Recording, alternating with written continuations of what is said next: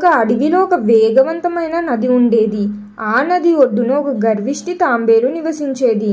అది తన గట్టి పెంకు గురించి, నీటిలో తాను ఎంత వేగంగా వెళ్ళగలదో అనే దాని గురించి ఎప్పుడూ గొప్పలు చెప్పుకుంటూ ఉండేది. అదే అడవిలో ఒక చిన్న కష్టపడే చీమ కూడా ఉండేది. తాంబేలు తరచుగా చీమ యొక్క చిన్న పరిమాణం గురించి, దాని నెమ్మదిగా కదిలే స్వభావం గురించి ఎగతాళి చేసేది. నీళ్లల్లో నువ్వు బ్రతకలేవు అని చెప్పేది.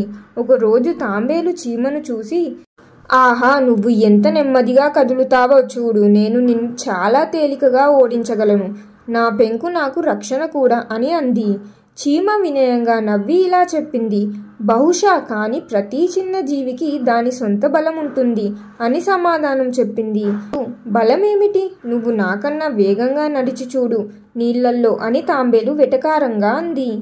తాంబేలుతో వాదించడం అనవసరమని చీమకు తెలుసు.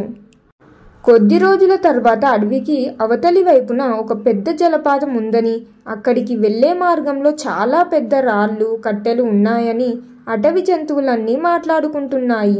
ఆ మార్గం చాలా కష్టమైనది.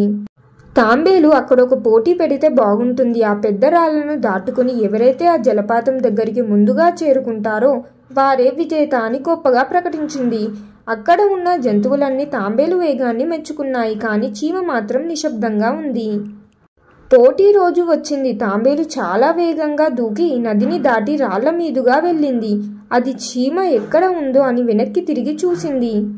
చీమ నెమ్మదిగా కానీ స్థిరంగా కదులుతుంది. అయితే మధ్యలో ఒక పెద్ద బరువైన కొమ్మ అడ్డంగా పడింది. తాంబేలు ఆ కొమ్మను కదపలేకపోయింది.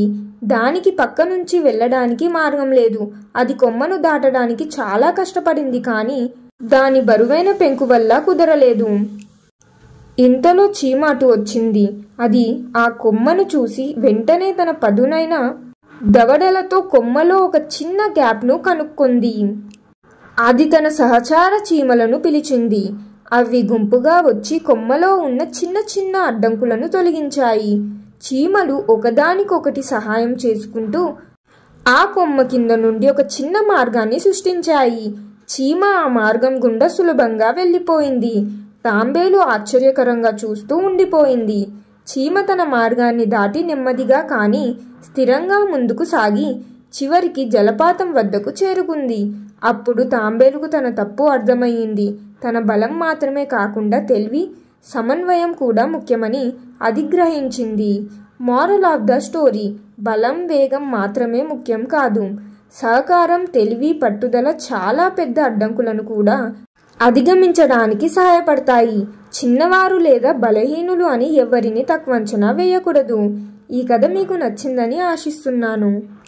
నచ్చితే లైక్ చేసి ఎలా ఉంది అనేది కామెంట్ చేయండి.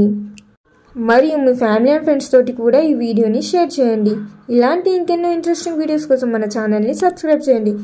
ఇంకొక మంచి ఇంట్రెస్టింగ్ వీడియోతో మళ్ళీ కలుద్దాం.